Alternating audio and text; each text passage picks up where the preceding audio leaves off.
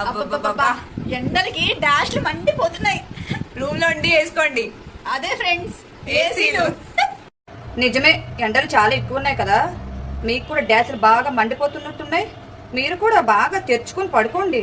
అదే రూమ్ లా కిటికీలు డోర్లు. సరే సర్లే.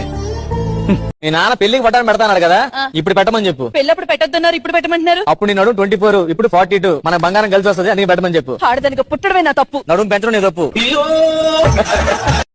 ఏమే బజారు లంజే, ఏం పోయేకలమే ఇది, ఇట్లా తయారైతుర్రేమే మీరంతా.